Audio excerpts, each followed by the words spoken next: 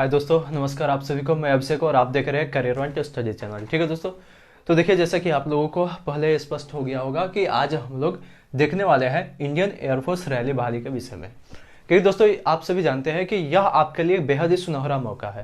हालांकि इसके पहले भी बिहार में, ठीक है, राजस्थान में और हरियाणा में रैली बहाली आया हुआ था और उसमें एयरफोर्स डिपार्टमेंट पे कुछ धांधली के भी आरोप लगे थे, क्योंकि उसमें जो मेरिट लिस्ट शो कर रहा था उसमें कुछ ऐसे भी नाम थे जो कि हकीकत में मौजूद नहीं होते हैं। ठीक है, और इसी के कारण उसका बॉयकट भी हुआ और उसके बाद जाकर के जो एयरफोर्स डिपार्टमेंट है उसने अपने ऑफिशियल साइट से उस मेरिट लिस्ट को हटा करके और संशोधन लिस्ट जो था उसको जारी किया। ठीक है, मगर यहाँ पे हम लोग को घबराने वाली बात नहीं है। इस बार हम लोग पूरी उम्मीद और उत्साह के साथ तैयारी करेंगे, क्योंकि इस बार एयरफोर्स डिपार्टमेंट के द्वारा ऐसा कोई भी चूक नहीं होने वाला है। ठीक है दोस्तों, तो यहाँ पे हम लोग आज देखने वाले हैं इंडियन एयरफोर्स रैली बहाली के विषय में। ठीक है, क्योंकि इसी साल केवल 3 महीने के ही अंदर में यह दूसरा ऐसा मौका है कि एयरफोर्स डिपार्टमेंट के द्वारा हमारे लिए दूसरी बार रैली बहाली निकाला गया है। और बिहार के लिए तो बेहद ही सुनहरा मौका है, क्योंकि बिहार में पहले ऐसा कभी देखने को नहीं मिलता था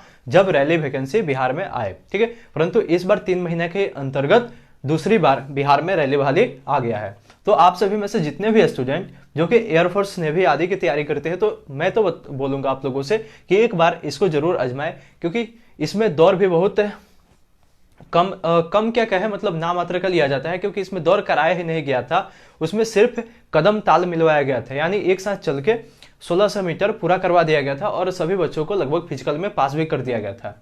तो यहाँ पे आइए हम लोग उसी के विषय में देखेंगे कि जो आज ही, ठीक है, आज यानी 21 नवंबर 2020 को जो आज रैली बहाली आया हुआ है एयरफोर्स का, तो इसकी क्या रिक्वायरमेंट है, ठीक है, इसका लास्ट डेट क्या है और इसके लिए क्या योग्यता निर्धारित की गई है, ठीक है, उसी के विषय में आज हम लोग चर्चा करने वाले हैं।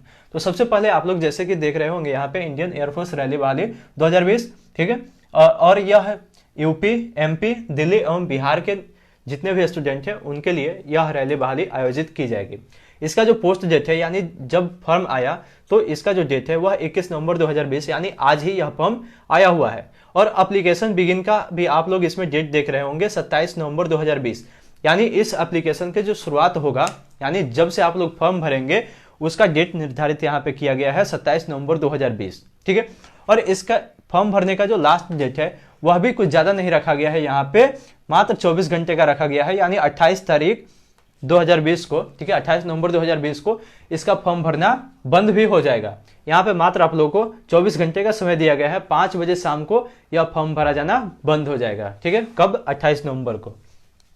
उसके बाद दोस्तों यदि हम लोग बात करें इसके एडमिट कार्ड की, तो यह दिसंबर के फर्स्ट वीक में ही, ठीक है, जैसे कि 28 नवंबर को जो लास्ट हो जाएगा यह फॉर्म भरना, तो दिसंबर के फर्स्ट वीक में ही इंडियन एयरफोर्स रैली बहाली का एडमिट कार्ड भी आ जाएगा, जिसपे आप लोगों को दिया रहेगा कि आपका जो फिजिकल एग्जामिनेशन सेंटर है वह कहां पे रहेगा और किस डेट को आपको बुलाया जाएगा। ठीक है, और उसके बाद से जो एग्जाम का इसका डेट डिसाइड किया गया है वह है 10 से 19 दिसंबर 2020। ठीक है, यानी 9-10 दिन आप लोगों को इसमें एग्जाम देने के लिए बुलाए जाएंगे। एक व्यक्ति को नहीं, यानी जितने सारे स्टूडेंट फॉर्म अप्लाई करेंगे उनमें से कुछ बच्चों को लेकर के और 10 दिन इस रैली बहाली का आयोजन किया जाएगा। ठीक है, इसमें जो एज लिमिट है वह है 17 जनवरी 2000 से लेकर के 30 दिसंबर 2003 के बीच जितने भी कैंडिडेट का जन्म होगा, ठीक है, जितने भी कैंडिडेट का डेट ऑफ बर्थ होगा वे सभी इस फॉर्म को भर सकते हैं। ठीक है, उसके बाद आगे हम लोग देखते हैं कि यह किस पोस्ट के लिए आया हुआ है। तो दोस्तों यह जो रैली बहाली आया हुआ है यह एक्स ग्रुप के लिए आया हुआ है। ठीक है, यहाँ पे मैंने लिखा हुआ है ग्रुप एक्स ट्रेड्स, यानी एक्स ट्रेड्स के लिए यह वैकेंसी आई हुई है। और इसकी यदि हम लोग एलिजिबिलिटी की बात करें, यानी योग्यता की बात करें, तो इसमें 2 योग्यता निर्धारित की गई है। ठीक है, पहले नंबर बात कि सबसे पहले तो आप लोगों को 10+2 यानी इंटरमीडिएट किसी भी बोर्ड से मैथमेटिक्स, फिजिक्स एंड इंग्लिश के साथ कम से कम 50% मार्क्स के साथ होने चाहिए। ठीक है, यानी आप लोग यदि इंटर की डिग्री लिए हुए हैं और आप लोगों के डिग्री में, यानी आप लोगों के सब्जेक्ट में मैथ, फिजिक्स और इंग्लिश तीनों सब्जेक्ट शामिल है और तीनों जो है वह मिलाकर के 50% मार्क्स के बराबर है, तो आप लोग मतलब यहीं पे कंफर्म हो जाइए कि आप लोगों का एडमिट कार्ड आ जाना चाहिए। ठीक है, क्योंकि यही ऑफिशियल जानकारी है।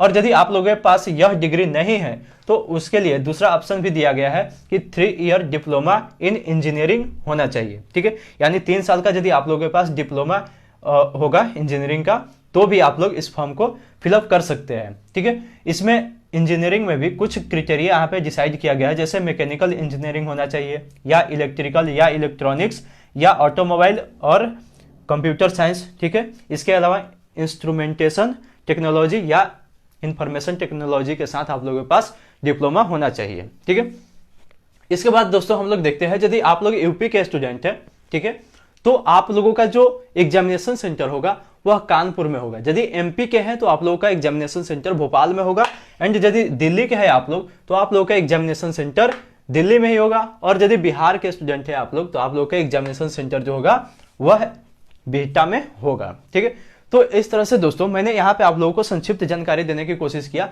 कि आज जो रैली बहाली है आई हुई है इससे आप सभी परिचित हो जाए और आप लोग फॉर्म फिलअप करने के लिए तैयार हो जाए, क्योंकि इसमें कुछ डॉक्यूमेंट्स मांगे जाते हैं जो कि आप लोगों के पास होने चाहिए।